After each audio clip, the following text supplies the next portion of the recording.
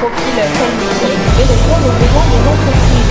Ces besoins mis en rapport avec les identités à droite, Christophe Keller, que vous avez la connaît Grégory Suarez, responsable RH au sein de Tourner, connaît groupe qui a connu déjà SLB, mécanique, informatique, donc la BRI. Vous pouvez, c'est la moitié de c'est ça qui est notre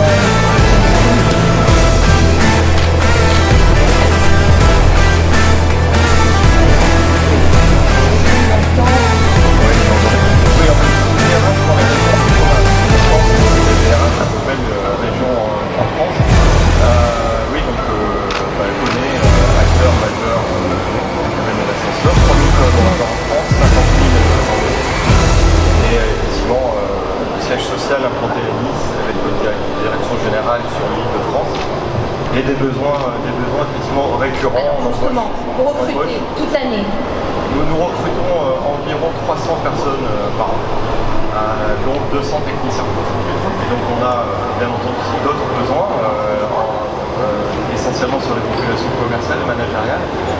Et on en parlera, on déploie beaucoup d'énergie et malgré tout la situation reste très très compliquée. Le marché est très tendu. Alors justement, quelles sont les difficultés, sur quel profil vous rencontrez toujours ces difficultés? Nos difficultés sont essentiellement sur des profils de techniciens. 80% de notre population consiste en techniciens de maintenance qui vont chez le client sur les installations, les ascenseurs au quotidien. Et malgré l'attractivité et les efforts pour attirer les jeunes, les moins jeunes et notamment les femmes, on a vraiment énormément de difficultés à ne serait-ce qu'avoir des candidatures. Voilà, même des candidatures, pas forcément des profils qualifiés, mais la difficulté c'est déjà d'avoir des profils candidats. Voilà, on a des difficultés à avoir des profils qualifiés de techniciens, mais aussi des profils moins qualifiés. Sachant qu'on a un centre de formation et qu'on est en capacité de former nous-mêmes des profils non professionnels. Est-ce que, alors, Grégory Suarez, vous pouvez peut-être, voilà, merci beaucoup.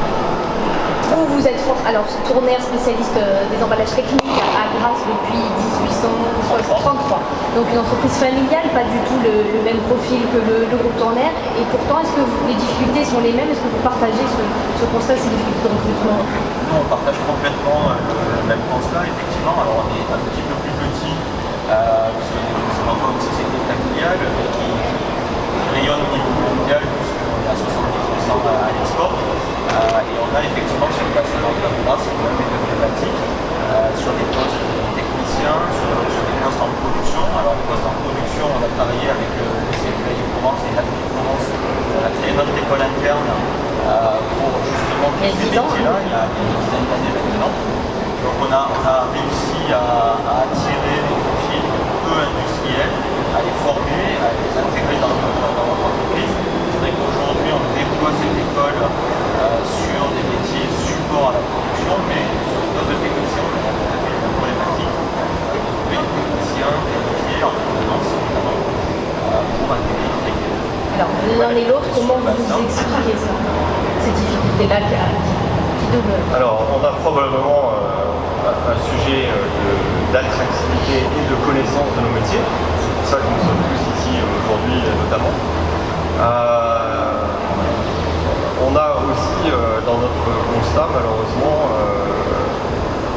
des difficultés, je pense, à travailler, à collaborer avec d'autres institutions comme Pôle emploi ou autres. On a vraiment besoin de se rapprocher et de collaborer. Et il faut aussi que nous on fasse les efforts pour se rapprocher de vous, des acteurs, de la PEC et de tout le monde. On est bien aidé par la métallurgie et par l'UIMM et effectivement nous arrivons à prendre régulièrement des alternants qui sont dans un cursus avec des partenariats. On déploie beaucoup d'énergie, on se sent quand même un peu seul malgré tout, et donc on se remet toujours en question et je crois que c'est très bien qu'on puisse se rapprocher pour gagner en proximité, pour mieux travailler ensemble. Moi, c'est un des enjeux, je pense. Au niveau de Collet, on a aussi dans le passé travaillé, on travaille avec l'éducation nationale. On s'est pris en main, on a mis en place et créé des mentions complémentaires à sensoristes, aussi sur les portes automatiques. On est en train de travailler avec l'Éducation nationale pour mettre en place un BTS à sens unique. Tout ça, ça prend du temps, de l'énergie, et donc il faut aussi qu'au niveau des territoires, on arrive à bien se rapprocher, pour mieux se connaître et être plus efficace ensemble. Mais donc, vos explications, comment vous justifiez selon vous? Message clair. Sur le bouton. J'ai reçu un mail de Pôle emploi cette semaine qui me dit Rien qui regarde pas tout à l'heure. Parce qu'il n'y a pas de profil, clairement. il n'y a pas de profil à trouver aujourd'hui. Bon, c'est pas surprenant. Alors, c'est pas surprenant, c'est un peu décevant. Aujourd'hui, on se rend compte effectivement sur le territoire, on est difficile de profil technique. Donc voilà, effectivement, on a un grand partenariat et effectivement, pour des ouvertures de filières, des ouvertures de formation, mais aujourd'hui, trouver des techniciens expérimentés sur le bassin, c'est problématique. On rajoute aussi d'ailleurs des technologies. Oui, alors ça, pareil, vous avez un exemple, vous avez recruté, c'est ça, un collaborateur de l'Ardèche. L'Ardèche qui aujourd'hui est équipé pour un logement dans le bassin de Brassois et qu'est-ce que vous faites, vous qu'est-ce que vous pouvez faire, vous, employeur, c'est-à-dire accompagner sur l'installation. Concrètement, vous faites quoi? On fait des démarches sur l'agence immobilière, on garantit sur le marché immobilier, aussi sur les plans fonciers, donc c'est compliqué de nous engager, on essaie d'avoir des salariés. Effectivement, les problématiques là-dessus, on partir de ces profils-là sur l'extérieur à la réalité. Est-ce que les entreprises que vous êtes sont prêtes à acter que sur certains profils, il n'y a pas de candidat et clairement, il n'y en aura pas? Ça, vous l'avez accepté? On ne l'accepte pas, mais c'est le constat. C'est une réalité. Et il faut peut-être qu'on soit encore plus imaginatif tous ensemble. Alors vous, de votre côté, parce qu'on va en parler avec les acteurs de l'emploi ensuite, vous, en tant qu'entreprise, qu'est-ce que vous pouvez faire pour attirer l'emploi? Donc on a parlé de la formation, l'école interne, le centre de formation, qu'est-ce que vous pouvez faire d'autre pour attirer? Nous travaillons beaucoup sur la marque employeur, nous sommes très présents sur les réseaux sociaux, on a eu le bonheur d'être certifié top employeur en 2020 et on espère l'être encore en 2021. On a noué des partenariats avec des grandes écoles, donc certaines populations et certains profils, avec aussi certains lycées.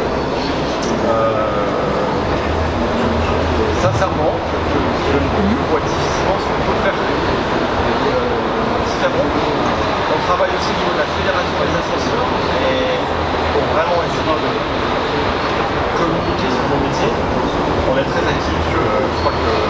Les salaires, est-ce que c'est une question? C'est peut-être une question, franchement, quand on compare nos paquets à ceux de la concurrence ou à ceux d'autres secteurs d'activité, on n'a vraiment pas à vous dire. En complément, en plus, et vous voulez parler là, on connaît, on offre vraiment des conditions de travail, des perspectives de mission, des moyens qui sont vraiment au-dessus du standard. Mais peut-être que le package est quand même pas suffisant.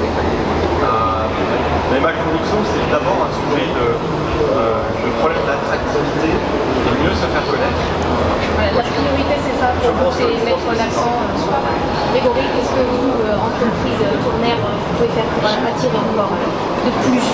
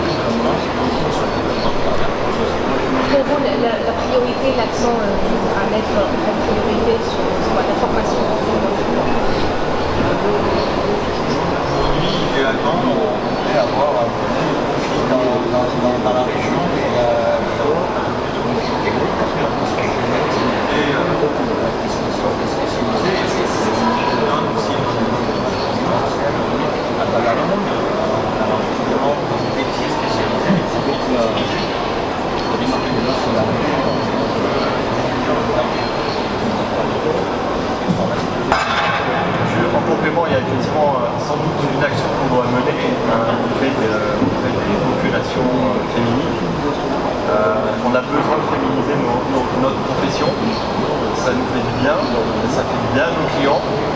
Et on a effectivement un déficit de candidature féminine à tous les postes. Et donc là, oui, sans doute qu'on a besoin là aussi de se remettre en question dans nos actions pour attirer un peu plus de femmes dans nos métiers.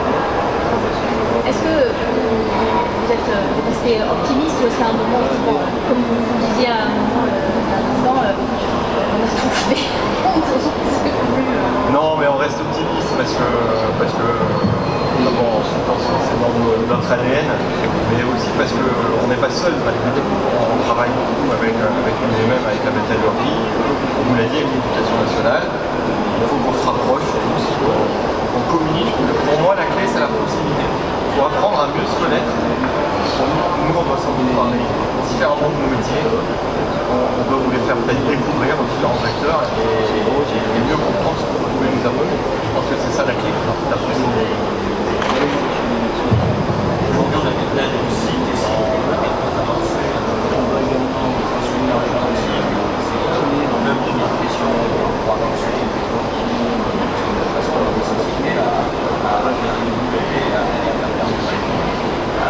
Et donc, aujourd'hui, on a des vraies réussites sur nos parcours qu'on a montés, sur les jeunes qu'on a accueillis, qui ont embauché, qui maintenant évoluent au sein de la société. Peut-être davantage les valoriser, les faire connaître en fait ces réussites-là, peut-être mieux les mettre en lumière. C'est une grande valeur de la société. Accueillir des jeunes au stage en alternance et les valoriser par la suite sur le terrain. La formation militaire, il y a un master sur un peu sur les mobilités en international. On donne des petits voir sur on arrive à trouver des profils particuliers, accesseurs ou ministres, sur la recherche d'un ministre, c'est intéressant. C'est pas de la région, mais on a un temps qui est Merci beaucoup, messieurs. On poursuivra la discussion dans un instant. À mes côtés, Sandra Pruneau, vous êtes directrice de l'OPCO de ZI, PACA Corse. En quelques mots, déjà nous rappeler ce qu'est l'opérateur de compétences, quel est son rôle, quelle fonction. Bonjour, merci à tous. Bonjour Lilia. Oui, l'OPCO de ZI, c'est l'opérateur de compétences interindustrielles. Donc on accompagne les 32 branches industrielles sur le territoire national. 32 branches, c'est vraiment un nombre important de métiers industriels. Effectivement, la métallurgie, bien sûr, l'habillement, le textile, sur notre territoire, la chimie. Alors, sur notre territoire, effectivement, on a 4 secteurs d'activité qui prédominent, la métallurgie, la plasturgie, les industries nautiques, la chimie. Voilà, c'est les filières qui concernent la plupart des entreprises. Sur le territoire PACA, c'est une entreprise qu'on accompagne, 150 000 salariés tout de même. Voilà, c'est un dispositif autour de l'emploi, des dispositifs d'emploi et de la formation qui drainent, je dirais, un besoin important. On a des fonds importants. C'est vrai que ce contexte post-Covid a fait que la plupart des OPCO et l'opérateur industriel est concerné. On a une convention relance industrie qui est là pour accompagner le plan de relance. Une enveloppe de 150 millions pour accompagner les compétences. Donc voilà, on a eu de belles annonces aussi côté recrutement sur l'apprentissage avec des aides de l'emploi. Et puis voilà, aujourd'hui on est à plus 15% de recrutement sur l'apprentissage par rapport à l'année dernière. On fait un effort important, on voit des entreprises engagées et le territoire des Alpes-Maritimes est particulièrement concerné. Donc il y a des jeunes en tout cas qui intègrent les filières industrielles, c'est bonne nouvelle, mais il manque, et je laisserai mes collègues de l'emploi et du CFA en parler mieux que moi. Il y a des filières pour lesquelles il y a du mal aujourd'hui encore à accueillir les candidatures. Les moyens sont là en tout cas pour financer les formations, mais l'attractivité effectivement c'est le problème, la promotion. Alors j'entendais effectivement nos directeurs ressources humaines parler aussi des perspectives. Ça c'est important aussi pour les jeunes et les demandeurs d'emploi en reconversion d'avoir des perspectives en termes d'emploi et de carrière. Et ça c'est important. Moi je voudrais alerter aussi sur deux choses qui me semblent importantes. On travaille en tout cas avec les différents opérateurs de l'emploi. Il y a effectivement travaillé l'attractivité des femmes, des filles. Voilà. Il faut commencer très tôt et on le voit aujourd'hui sur le démonstrateur. Il faut alerter les familles aussi.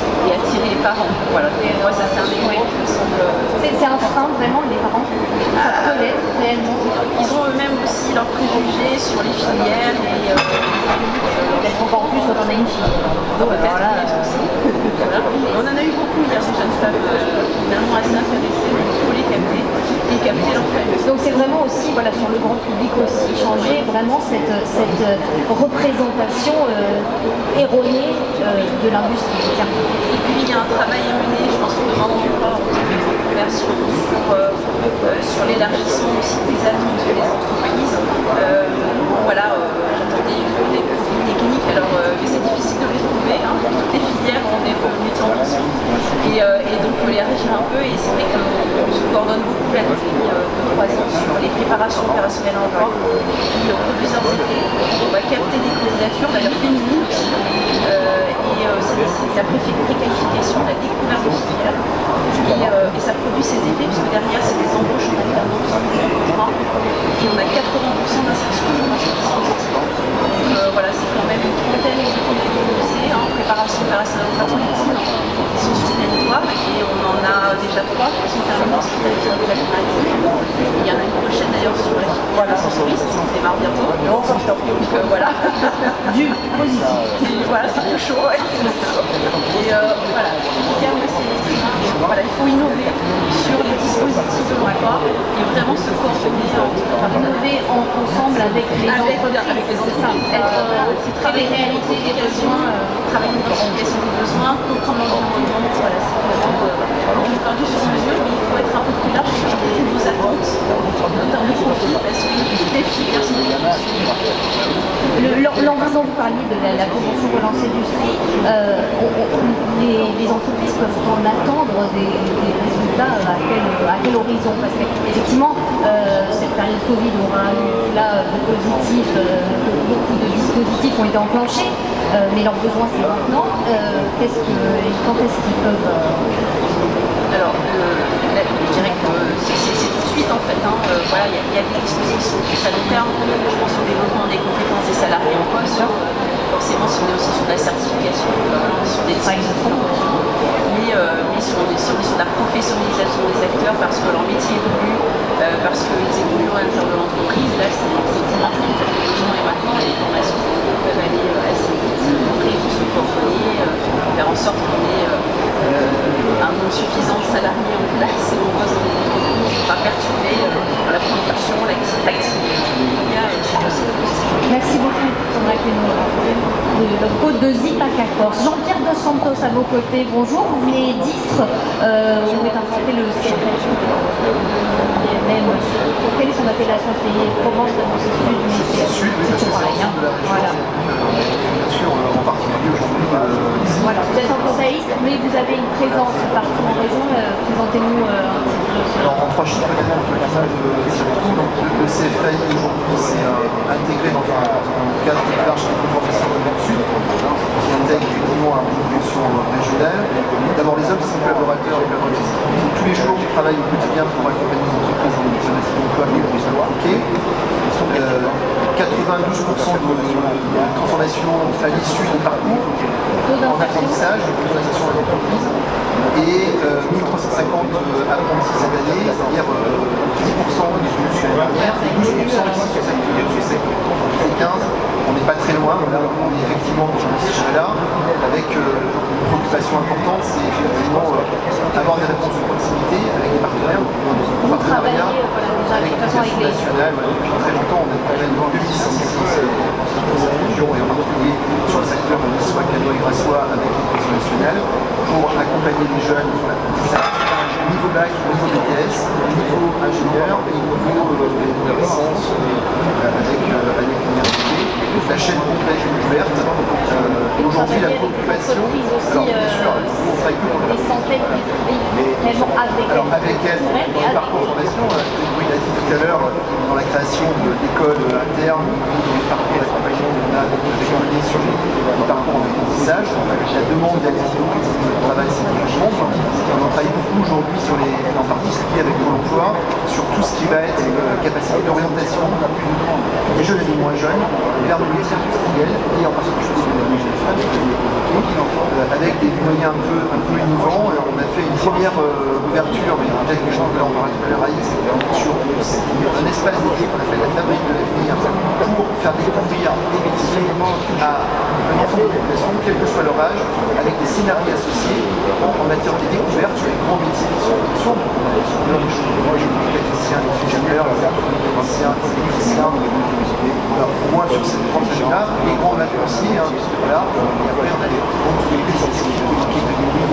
qui sont issus généralement de ces métiers-là, avec un éclairage tout à fait particulier et produit en France avec une prise de mention sur ce sujet-là, d'accueillir des collaborateurs d'emploi dans les centres de formation avec des scénarios associés pour faire découvrir les métiers et en fonction de la compétence des gens, on augmente l'intensité du scénario. Vraiment, Là, une adaptation, une flexibilité. On est flexible. Si les gens ont envie de faire 2, 3 découvertes et d'avoir plusieurs métiers en découverte, on a des scénarios qui sont complètement adaptés avec une intensité que je prévois. Donc on a l'ambition, on en parlait tout à l'heure, de faire quelque chose ici sur Istres. J'ai quelques idées, c'est un peu tôt pour en parler, mais on est en train de bien avancer sur ces sites-là. On voulait voir comment ça marchait, ça marche très bien. Et donc on est en train d'imaginer un plateau ici physique en permanence sur le secteur qui soit au Canada, mais en tout cas quelque chose qui soit en lien avec cette innovation importante qui est l'orientation par les familles, aussi pour les familles. Je pense qu'il faut vraiment qu'on ait aujourd'hui. Messieurs, dames, veuillez m'écouter. Un Nissan Juke immatriculé BN 634 RC est garé devant l'issue de secours. Le propriétaire est prié de se présenter. Avant la question de la formation, c'est la question de l'orientation, c'est la question de l'attractivité. Donc faire découvrir, on en revient toujours à ça, faire découvrir cette réalité, on ne descend pas à la mine. Il y a Vous avez des démonstrateurs, franchement pas la mine. Ouais, mais je pense qu'effectivement, parler des parents, il y a voilà, des images, je pense, qui ont vous m'avez dit, quand on a préparé cette table ronde, on a les formations, on a les plateaux, et on n'a pas toujours les...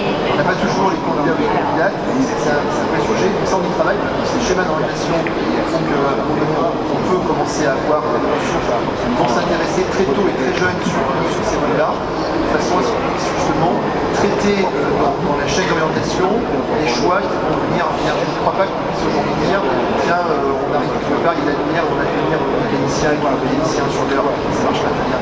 Il faut vraiment une préparation qui soit faite le plus possible. Travailler sur les collèges, donc là, des vrais travaux, je suis encore la semaine dernière, l'éducation nationale, on va préparer les fédérations sur ce là, il faut voir comment se traiter. On veut avoir un maximum de flux qui viennent découvrir nos entreprises. C'est que l'entreprise qu'on est ouverte, voilà, il y a des choses qui se passent, c'est comme ça. On voit aujourd'hui peut-être que l'émergence du métier va se faire à un autre moment parce qu'il faut des rappels. Donc tout ça concourt effectivement à un jeu d'acteurs. Je pense qu'aujourd'hui, Christophe l'a rappelé, on est en train d'avancer très fort avec l'emploi à l'université parce que vraiment, vous êtes une des clés de ce succès-là. Et on voit bien que partout où ça chez nous, c'est en partie grâce à vous parce qu'il y a une vraie cohérence d'acteurs. Vous êtes obligés de travailler ensemble pour espérer avoir des résultats, clairement. On ne se pose pas cette question, on est obligés, on travaille ensemble. Et donc, ce qui est nouveau, c'est qu'on a cassé les villages où à un moment donné, on se dit on est en agence et on est dans les centres de formation.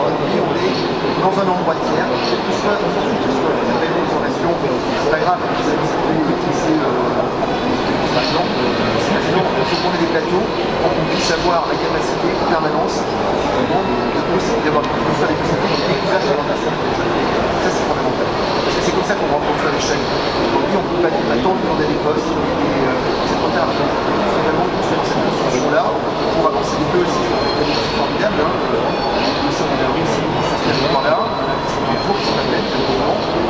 Comme ça, ils sont présents sur le salon. On met beaucoup de moyens pour que ça puisse fonctionner. Et ça, c'est une vraie transformation. On a des succès là, soit des emplois directs, soit des parcours qui branchent qualification, soit il y a des étudiants, des possibilités en apprentissage, qui restent une voie d'accès à l'emploi qui est l'alternance, c'est la première voie d'accès à l'emploi.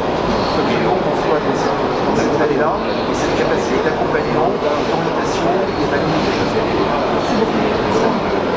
Alors, on a beaucoup parlé de Pôle emploi sans vous donner la parole depuis le début de cette table ronde. Je vais m'adresser donc à vous, Nicolas Connard. Vous êtes directeur Pôle emploi des Bouches-du-Rhône en charge d'expertise d'avenir. À vos côtés, Elena, et directrice Pôle emploi des Alpes-Maritimes. Un petit mot avant de rentrer dans le vif du sujet. Expertise d'avenir, ça veut dire quoi exactement?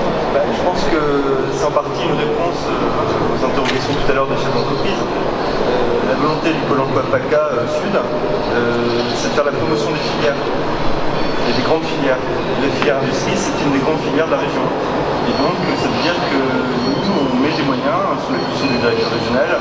Il installe depuis quelques mois des filières d'expertise. Donc moi, je suis effectivement directeur territorial délégué dans les Bouches-du-Rhône, mais je suis aussi expert régional sur l'industrie. Et la volonté de cette expertise régionale, c'est justement d'essayer de répondre à toutes les problématiques que vous avez soulevées tout à l'heure. L'attractivité, la connaissance des métiers, la mobilisation de tous les réseaux Pôle emploi, qui est un peu plus de synergie entre les réseaux. C'est de faciliter aussi les relations avec les branches, de pouvoir être attentif aux alertes qui sont posées par les chefs d'entreprise, et puis d'essayer de mobiliser nos moyens avec nos partenaires, puisqu'on a aussi aujourd'hui M. Delatec qui est présent, les missions locales, les autres acteurs de l'insertion, puisqu'on a parlé d'emploi et forcément on est obligé de parler d'insertion, puisque tout à l'heure vous citiez, Madame, les publics maintenant, comme je pouvais dire, vous savez qu'on est sur une période où nous sommes en tension quasiment sur toutes nos filières, ce qui était déjà votre cas un petit peu avant cette mise en tension dans cette crise, et qu'aujourd'hui, il va falloir aller chercher dans tous les publics, et pas forcément les publics techniques, des profils, si vous voulez que demain, trouver les salariés qui correspondront à vos besoins. Donc vous avez parlé des jeunes aussi, et ça c'est hyper important évidemment, et dès le collège et presque dès l'école primaire. Bon, c'est pas forcément ce qui se fait actuellement, mais il y a aussi tous les publics qui sont inscrits dans d'autres métiers, qui pourraient être intéressés par vos métiers. Et tout à l'heure, Jean-Pierre parlait de la fabrique de l'avenir. Alors là, ça en est très fier, évidemment, je ne vais pas redire ce qu'il avait très bien détaillé. Mais les solutions de concours se font aussi au travers des innovations, parfois des innovations qui paraissent légères. Par exemple, sur RIST, ça nous est arrivé d'organiser des parties bowling avec des jeunes. Ils ne savaient pas qu'ils allaient rencontrer des responsables d'entreprise de l'industrie. Ils ont joué au bowling. Et à la fin des parties bowling, ils ont signé des contrats d'apprentissage. Ils ne sont pas du tout inscrits dans des métiers. Ça nous oblige, alors ça paraît anecdotique. C'est pas une dizaine de jeunes. Mais le fait, par exemple, d'essaimer ce genre de pratique, voilà, c'est aussi l'objectif de l'expertise d'avenir de Pôle emploi. Donc voilà pourquoi moi je suis là aujourd'hui. Alors, on en a parlé tout à l'heure, on a parlé ensemble, ouvrir ces horizons, sortir de ces profils, ces recherches très spécifiques. Comment vous pouvez, vous, Pôle emploi, accompagner, alors admettons qu'ils acceptent voilà, ce constat, de toute façon, ça s'impose à eux, il n'y a pas, clairement, ce qu'il disait, l'annonce passée, il y a 0 candidat, moins 5 pattes, c'est un peu ça. Qu'est-ce qu'on peut faire pour les accompagner? Alors très clairement, effectivement, je crois que les thématiques qui ont été abordées qui concernent l'attractivité, je crois que tout le monde l'a dit. Là, il n'y a pas de souci. Le constat aussi, c'est vrai que c'est un secteur qui est très en tension parce que le profil technique, il n'existait pas et vous en avez fait l'expérience pas plus tard qu'hier, a priori. Les actions qui sont menées, en tout cas, je vais parler du département des Alpes-Maritimes parce qu'il y a une véritable dynamique également sur ce département, notamment en partenariat avec l'UMM, mais aussi les syndicats professionnels. Je peux vous citer par exemple une action que nous avons menée sur le territoire du Pays de Grâce, de Cannes et du Sofia, sur le territoire d'industrie, autour des métiers voilà, arômes et parfums. Et là, nous avons pu construire un véritable parcours de formation. Nous avons étudié et travaillé avec les entreprises, les besoins, donc ils avaient... Partie des besoins. Absolument. Nous sommes partis des besoins, nous sommes partis du diagnostic des possibilités de compétences que l'on pouvait transférer. Et donc on a, à partir de ces profils, introduit un parcours de formation en amont du recrutement. Et c'est ce qui marche, puisque les personnes sont recrutées aujourd'hui. Nous avons la même chose sur le territoire de Carrosse. Nous avons également, en partenariat avec les entreprises, déterminé les besoins. Nous avons même utilisé la méthode de recrutement par simulation, c'est-à-dire aller chercher des candidats qui, a priori, ont des aptitudes qui pourraient être validées. Et ensuite, nous avons amené sur un parcours de formation. Et tout ça avec les entreprises. J'insiste beaucoup de dire avec les entreprises. Pourquoi? Parce que le besoin, ce sont les entreprises qui vont l'exprimer. Par contre, il faut effectivement comprendre qu'on peut avoir un profil qui a 70% de compétences attendues et qu'on peut peut-être amener, moyennant des dispositifs d'adaptation au poste, par exemple, vers l'emploi et vers la compétence attendue par rapport à l'entreprise.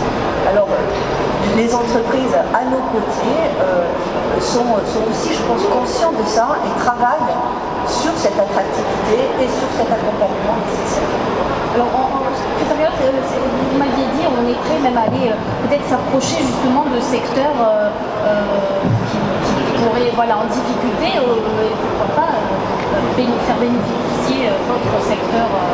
Oui, parmi nos axes de travail, on a aussi pouvoir être mis en relation par votre intermédiaire avec des entreprises qui sont en difficulté, on l'a vu, qui ont eu du mal à traverser le Covid ou qui vont avoir du mal à s'en remettre. Il faut aussi qu'on arrive à, pour nous, prendre peut-être contact directement avec elles dans le garage, bien sûr, mais aussi par votre intermédiaire, être mis en relation et essayer de trouver des points de convergence par rapport à nos exigences. Et il y a un point que je voulais juste souligner, c'est le niveau d'exigence de nos clients augmente régulièrement. Parce que nous tous, on est tous des clients et notre niveau d'exigence augmente. Donc, nous aussi, par rapport à nos critères de sélection et d'embauche, on doit relever le niveau d'exigence. Un technicien de maintenance, si je reprends nos métiers, ce n'est pas que un technicien, c'est avant tout un ambassadeur de la marque Koné. C'est quelqu'un qui fait du relationnel avec nos clients toute la journée, qui doit savoir dire bonjour, expliquer ce qu'il a fait au cours de son intervention et qui doit savoir dire juste des compétences techniques. Quand il quitte le site de la copropriété. Et ça, donc on est sur le volet de la qualité des candidats, on est sur le volet de la quantité. Et là, on a un réel problème aussi d'adéquation avec les profils qui nous sont proposés par Pôle emploi. J'ai des managers dans de nombreuses régions qui sont vraiment découragés parce qu'ils s'impliquent. Mais clairement, ils voient la sélection des candidats qui est faite. C'est vraiment pas en adéquation avec notre exigence, qui encore une fois est liée à l'exigence des clients. C'est la raison pour laquelle dans ces parcours que je vous ai cités, l'entreprise participe à la sélection des candidats avec nous. Et ça, c'est la première chose. Et la deuxième chose, nous travaillons beaucoup sur le savoir-être.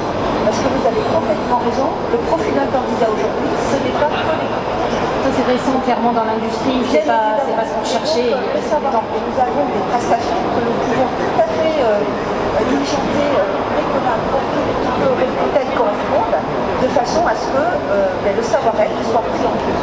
Et ça, c'est important. Je crois que beaucoup autour de cette table, je pense qu'à la PEC aussi, nous avons échangé avec Mme Royer sur le sujet à plusieurs correspondantes des Alpes-Maritimes et de Corse. Donc il est évident que ça, c'est un sujet sur lequel nous travaillons et nous avons mis les moyens pour qu'on puisse l'intégrer dans un parcours de sélection.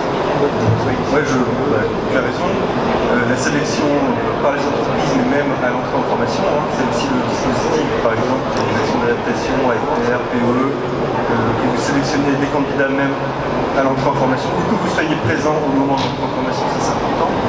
Et puis peut-être que les clés par rapport au public que nous avons en place, c'est aussi de revisiter ce qui est attendu en termes de première sélection. Parce que les demandeurs d'emploi qui sont chez nous, ils n'ont pas les certifications que nous recherchons, pas les diplômes.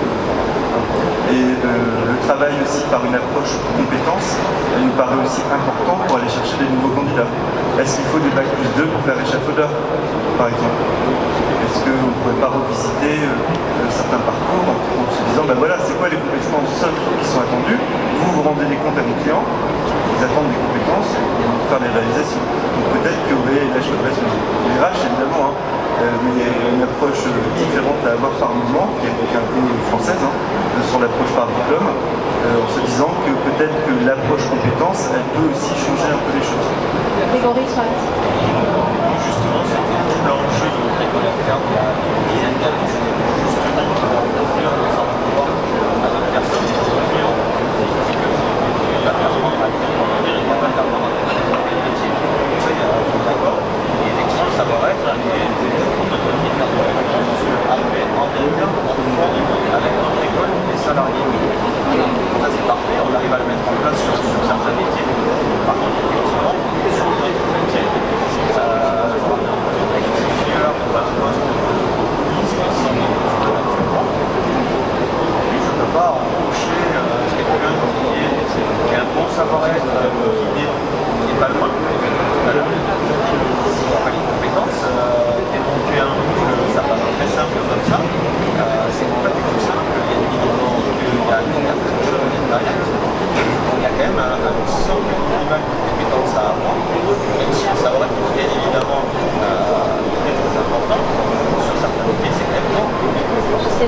Je voulais simplement rajouter, rebondir effectivement que ce qui est important, c'est justement ce partenariat, parce que la détection de besoins, ce sera difficile de la faire au dernier moment et engager une action derrière. Plus on sera dans le processus, plus vous pourrez anticiper sur les besoins de compétences. Là, on pourra tous, c'est tout à fait décliné, je crois, tous les moyens. Et je rajoute aussi que l'alternance, c'est aussi, à mon avis, un moyen important pour répondre notamment aux métiers de l'industrie. Voilà. Donc collaborer. On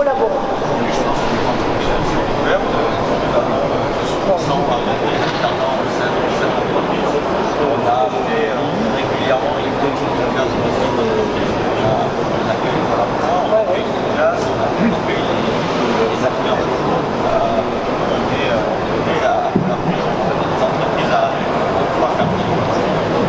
C'est très important à faire des emballages. C'est la raison pour laquelle notre école, encore une fois, c'est ça. Ça, nous on le sait bien, parce que en fait, il y a plein de difficultés sur le recrutement. Après nous, de notre côté, on se dit qu'avec la filière industrie, c'est pas que c'est facile, mais au moins c'est une branche qui réfléchit. Vous voyez, une collaboration qu'on a avec l'UMM, par exemple, qui nous a permis de faire ces innovations. On ne peut pas le faire avec tout le monde. Vous exprimez très bien ces difficultés, les solutions sont recherchées. Après, les équipes sont mobilisées pour trouver des profils en permanence et vous avez fait aussi de l'autre côté. Mais en ce qui nous concerne, avec la branche industrie, on voit bien que les acteurs qui sont en face de nous, ce sont des acteurs pragmatiques. Et que ce que vous dites, vous êtes ouvert au milieu, c'est vrai, on le constate, parce qu'on peut tenter des choses. En fait. Et moi, si j'avais encore un message à passer, c'est de dire qu'il faut continuer à tenter des choses. On ne va pas d'un coup baguette magique résoudre les difficultés de recrutement dans l'industrie, mais plus on se parlera, plus on anticipera les besoins, plus on mettra en visibilité les métiers. On parlera aussi des filières d'avenir. Vous avez parlé ce matin de l'avenir, parce que vous avez des métiers qui se transforment en plus. Ça veut dire que nos métiers ne sont pas figés, c'est aussi une complexité pour donner la visibilité au public qui cherche de l'emploi. Ça veut dire qu'il faut un échange permanent. Donc je trouve que cette table ronde est bienvenue. Et ce salon est très bienvenu. Vous allez échanger ensuite. Merci beaucoup, messieurs, dames. Je me tourne à présent vers Anthony Fumard. Vous êtes depuis quelques mois le directeur régional de l'APEC. Et on peut dire que vous avez une sensibilité particulière pour l'industrie. Vous m'avez dit avoir débuté à l'UMM, c'est ça? J'ai commencé ma vie professionnelle à l'UMM pour faire la promotion des métiers de l'industrie. Ça tombe bien. Je suis tombé dans la marmite tout petit. Vous êtes forcément sensible. Voilà. Quand on parle d'industrie, quand on parle d'emploi, on parle finalement c'est que des cadres. De quelle façon sont-ils concernés? On en parle trop peu, d'autant plus qu'on a une espèce d'effet ciseau. Il y a de plus en plus de cadres en France. Il y a de plus en plus de cadres dans l'industrie. Et du coup, cette part de cadres dans l'industrie est quasiment invisible parce que le marché de l'emploi des cadres augmente en même temps de façon exponentielle. Il y a quelques années, donc quand j'étais dans le réseau de l'UMM, on avait à peine 10% de cadres dans l'industrie. Aujourd'hui, quand on prend les chiffres en dehors de l'Île-de-France qui pèsent énormément sur l'emploi cadre mais où la représentation de l'industrie est plus faible, notamment la salarialisation de l'économie francilienne importante, on arrive à 16% d'emploi cadre. Et la particularité de notre région Provence-Alpes-Côte d'Azur, c'est qu'on est à 24%. Donc on a déjà un trait d'avance sur les problématiques d'attractivité, de compétences de cadre dans l'industrie. Et ce marché de l'emploi des cadres, c'est à peu près 15-16% de la totalité du marché de l'emploi cadre.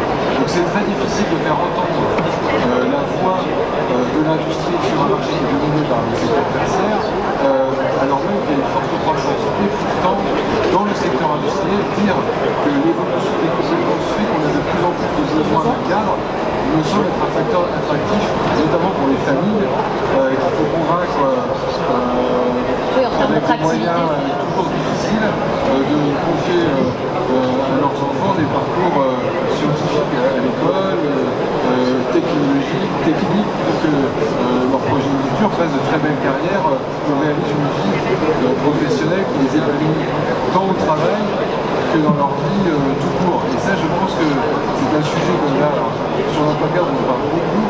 L'APEC, on est très transversal au secteur industriel, à tous les secteurs d'activité, et on voit de plus en plus émerger des problématiques pour attirer, pour rendre visible des parcours professionnels, un maillage entre des enjeux de vie professionnelle et de vie personnelle. Et il me semble que dans cette région, il y a quelques atouts pour associer des notions de qualité de vie, de qualité de vie au travail. Alors là, on a deux très bons exemples. Après, la difficulté, c'est d'arriver sur un bassin de vie, un bassin administratif, un bassin d'emploi, on l'appelle comme on veut, mais à faire converger des enjeux qui s'additionnent au lieu de s'opposer, qui sont en transversalité au lieu d'être en silo. Et donc, vous avez tout intérêt à recruter les uns et les autres simultanément avec l'hôpital, avec la mairie de la ville, avec les secteurs tertiaires, les commerçants dans tous les domaines, parce que c'est une économie aujourd'hui qui est vivante, transversale, et notre secteur industriel a besoin d'être encore plus ouvert. Bon, je suis très sensible à ce que vous avez dit sur les familles, parce que dans mon métier à l'époque, c'était un vrai problème d'arriver à faire découvrir aux familles. Je faisais visiter ces familles tous les jours, le samedi, pour que les gens voient les machines, voient les réalisations et voient les parcours de ces enfants. C'est l'avantage de l'industrie, c'est qu'on voit, c'est concret, on le voit. Voilà, et on en a tous besoin. Du coup, est-ce que sur quoi il faudrait appuyer principalement? Vous avez parlé d'attractivité, de cette image que les familles, mais est-ce qu'il y a des dispositifs pour les cadres honnêtement? Pour les cadres, spécifiquement, là, une des clés qui est utilisée, nous on le voit au travers de notre activité de conseiller en évolution professionnelle, l'APEC aide les recruteurs, mais accompagne tout au long de leur carrière des jeunes diplômés à partir du bac plus 3 jusqu'à la retraite, avec le conseil en évolution professionnelle pour vraiment consommer au plus quand on est salarié, des personnes qui évoluent sur l'emploi cadre. Et dans le secteur industriel, je pense qu'on est très puissant, très fort pour faire évoluer les compétences dans l'entreprise, ce qui fait que la promotion interne est une solution pour satisfaire un besoin de compétences cadres. Le problème, c'est qu'on crée autant de déficits sur les nouveaux techniciens qu'on a fait on a promu. Et là, du coup, ça déplace le problème. Après, une des autres clés qu'on a spécifiquement sur l'emploi cadre, c'est la mobilité géographique, puisque les niveaux de salaire de cadre permettent de faire bouger une famille d'une région à une autre, ou d'un bassin d'emploi à un autre, ou de faire des grandes distances pour aller sur un job. Ça a été un peu perturbé par la crise, clairement.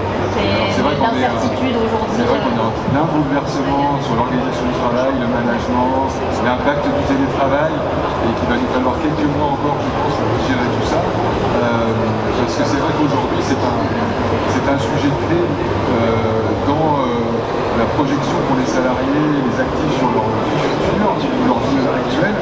Il y a une vraie transformation. Alors moi, je crois que c'est un potentiel avantage pour l'industrie, puisque l'industrie est plutôt en ruralité, et que jusqu'à il y a très peu de temps, on avait tous envie de vivre dans des grandes villes, dans des appartements, etc. Et il se trouve que quand on écoute des agents immobiliers aujourd'hui, on entend bien qu'il y a une vraie demande d'un autre mode de vie qui peut peut-être, à la marge, favoriser quelques employeurs dans des zones de vie un peu excentrées. Mais c'est une hypothèse un peu facile. Optimiste, en tout cas, il faudra un petit peu de temps pour avoir du recul. Merci beaucoup, Anthony Fuma. Merci beaucoup, messieurs. Je vais vous demander, merci pour vos témoignages, je vais vous demander de céder vos sièges à deux nouveaux invités. Merci encore. Philippe Dole, si vous voulez bien nous rejoindre, ainsi que Daniel Suessi. Messieurs, prenez place.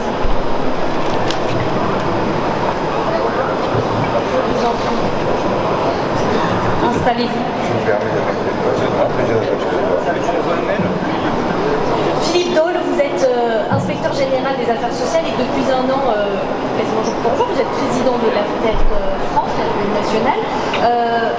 À vos côtés, Daniel Suessi, est-ce que vous vous présentez, président de l'UIMM Côte d'Azur. Merci messieurs d'être là. Philippe Dole, en quelques mots, présentez-nous cette vieille dame qui est la FEDEC plus que centenaire. Quel est son rôle? La VDET est une association qui est à l'origine de l'enseignement technique et professionnel en France, qui a été créée en 1902. Donc c'est vrai que c'est une vieille dame, mais jusque la fin de la 4e République, il n'y a pas eu un ministre de l'Éducation nationale qui ait été en même temps un jour président de la VDET. Alors rassurez-vous, c'est pas mon cas. Moi j'ai salué hier Jean-Michel Blanquer à Poitiers, mais j'ai pas la prétention de devenir ministre de l'Éducation nationale.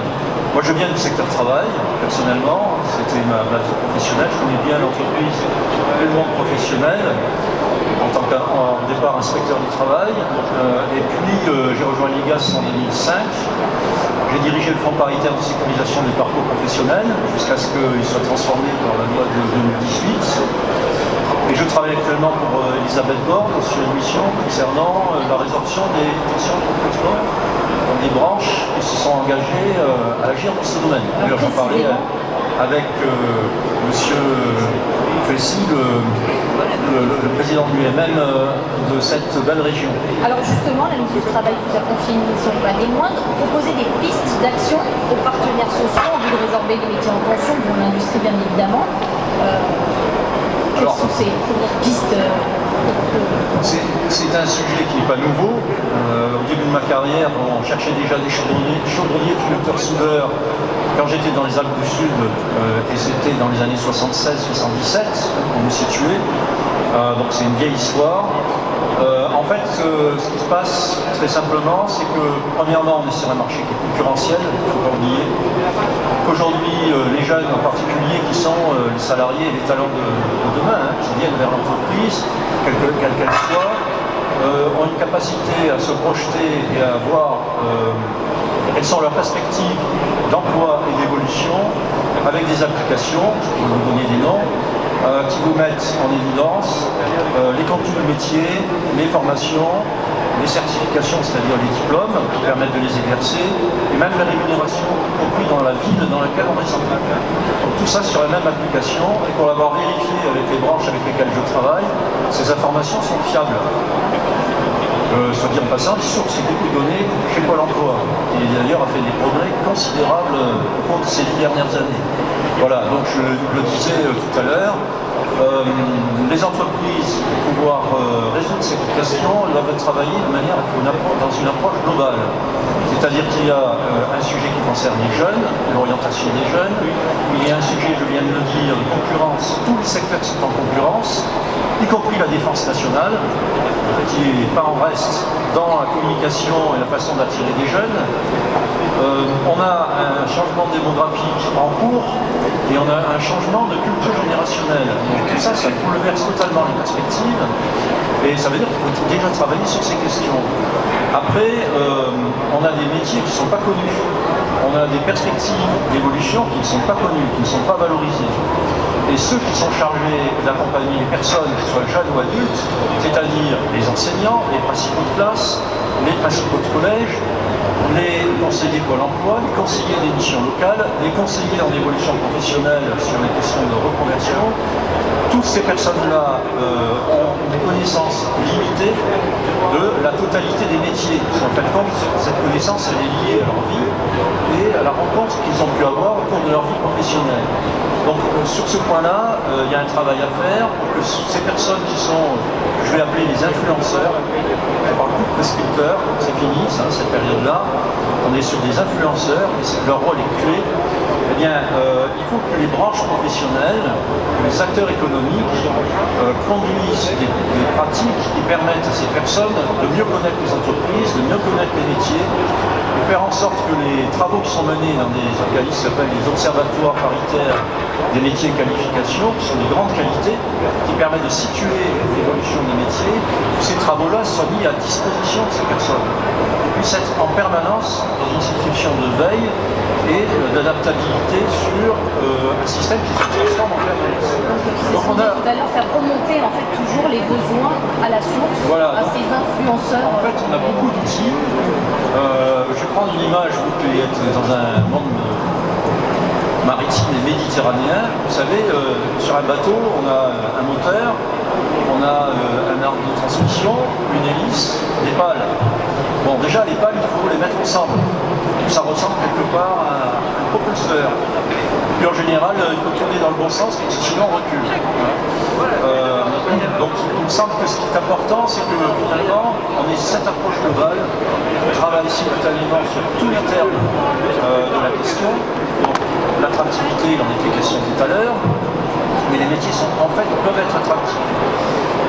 Travailler sur tous les publics, et puis réduire tous les freins. Et il y en a, je peux dire, j'en ai trouvé beaucoup, on pourrait passer des heures. Je ne vais pas vous parler de ça maintenant. Donc, avoir cette approche globale, réduire les freins, le faire dans un cadre concerté avec les administrations, mais aussi avec le service public de l'emploi. Comment reprocher le service public de l'emploi, comme ce que j'ai entendu tout à l'heure, je ne dis pas que ça a été reproché, mais qu'on ne trouve pas des personnes qualifiées. Si on ne se dirige pas vers le service public. Moi j'ai été frappé, ce n'est pas dans la métallurgie ou l'industrie, mais dans d'autres secteurs dont je m'occupe, le métier de couche par exemple, que les entreprises disent « Ah mais on ne trouve pas de demandeurs d'emploi, on ne trouve pas de personnes pour venir vers nos métiers ». Et quand je leur dis « Mais est-ce que vous travaillez avec Pôle emploi si vous déposez des offres ?» Eh bien non, donc on a perdu l'habitude.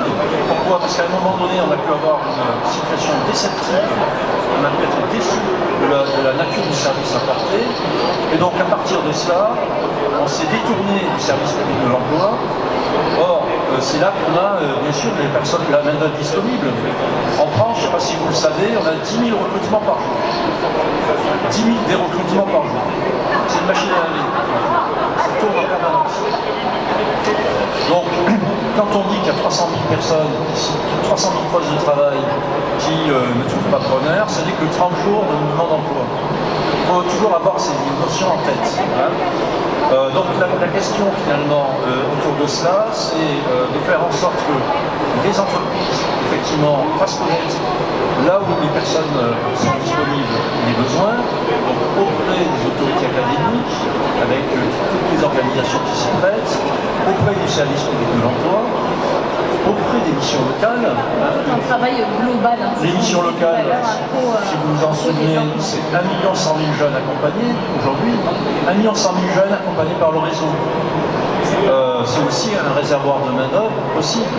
Et puis rappeler quand même, c'est une réalité du marché de l'emploi, c'est que la moitié des gens qui trouvent du travail viennent de l'entreprise directement. Hein. Donc tous ces facteurs-là sont utilisés à partir du moment où on veut réduire les difficultés de recrutement. Merci beaucoup Philippe. Daniel Spécy. Oui, bonjour. Beaucoup de choses ont été dites. Absolument. Déjà sur un diagnostic, des pistes ont été ouvertes. On a beaucoup parlé, je crois que c'est vraiment cette collaboration, ce co-développement vers quoi il va falloir aller. On le voit dans le démonstrateur, on m'a dit que c'était la première fois qu'on mettait la métallurgie et la chimie ensemble, par exemple. Ça fait peu de temps qu'on a vraiment saisi que c'était ensemble qu'il faudrait avancer. Je crois qu'on était arrivé à un moment où les silos, qui représentaient tous les secteurs de ce pays, ont démontré leur inefficacité parce qu'on a perdu le dialogue avec les jeunes et la démonstration que l'interaction entre toutes ces branches industrielles a un sens. La base commune, elle existe, le monde industriel et le monde industriel. Après, quelles sont les spécificités? Ben là, ça sera un petit peu de l'appétence du jeune, de sa possibilité d'aller vers, mais en parlant d'une seule voix, on arrive à coup sûr, à toucher la totalité des acteurs.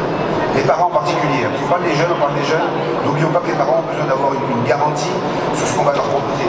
Et cette garantie, dès lors qu'on se regroupe, hein, quand on est unis, on est bien plus fort, et on va bien plus loin, fait que on donne la crédibilité à ces métiers qui, jusqu'à maintenant, on n'arrête pas de nous dire qu'il faut se sortir de ce monde de Zola, on en est sorti depuis longtemps. Moi, j'ai pu l'entendre, je l'ai employé, hein, cette phrase, mais depuis, on nous a poussé à aller bien plus loin dans le développement technique, digital, dans la qualité de vie au travail, et d'ailleurs, on l'a vu pendant cette Covid, lui-même a demandé à ses adhérents de continuer à travailler.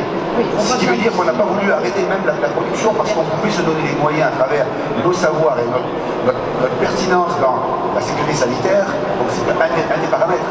que ça pouvait quand même se faire. Donc on voit bien que le modèle est en train de changer. Oui, en effet, le bottom-up, ça a un sens, c'est une évidence. Je ne comprends même pas qu'on ait pu à un moment imaginer l'inverse, mais bon, les machines fonctionnent des fois différemment. Aujourd'hui, les jeunes, vous avez vu, sont encore très nombreux, et je crois que ce démarrage qui vient de se faire sur ce salon, pour nous rapprocher un peu d'une vie extraordinaire, avec toute la modestie qu'on doit avoir, parce qu'on en est bien loin, mais ce modèle-là où on implique le jeune dans un parcours qu'il maîtrise, qu'il visualise, et dans lequel il pose ses bases, fait qu'on a plus de chances de les attirer que simplement avec des gros prospectus et du YouTube. Ben, on voit effectivement, tout à l'heure, c'est la richesse de l'industrie, elle peut montrer ses forces, l'informatique, la robotique, l'IoT, ça parle aux jeunes. C'est une réalité de nos entreprises sur nos territoires.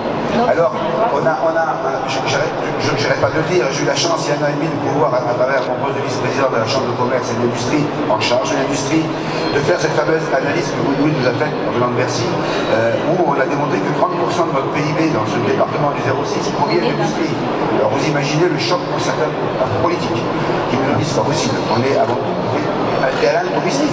Mais c'est pas incompatible. D'ailleurs, on réfléchit, et je réfléchis en ce moment dans la quête qui est la mienne, de voir comment on pourrait imbriquer le tourisme et l'industrie dans des parcours immersifs pour nos visiteurs qui peut-être pourraient devenir des investisseurs ou simplement des porteurs de bons messages, dirons-nous, à l'extérieur de notre département et peut-être de notre pays. Mais ce territoire a une force industrielle, c'est indéniable, mais où elle se démarque, c'est que là où aujourd'hui on travaille pour la décarbonation, on travaille pour le green, comme on dit, nous ça fait longtemps qu'on y est, parce que sinon on n'aurait pas pu travailler dans ce département, parce que nos politiques ne nous auraient jamais laissé implanter quelque usine que ce soit, quelque entreprise que ce soit, si dès lors on n'avait pas pris en amont toutes les précautions pour qu'on soit intégré dans ce si beau et si magnifique, dirons-nous, paysage méditerranéen. Ce sera le mot de la fin. Merci beaucoup Daniel Sclessier, merci à tous d'avoir apporté tous ces éclairages. Je pense que vous allez pouvoir continuer ces discussions à la suite. Merci, place à la table ronde suivante.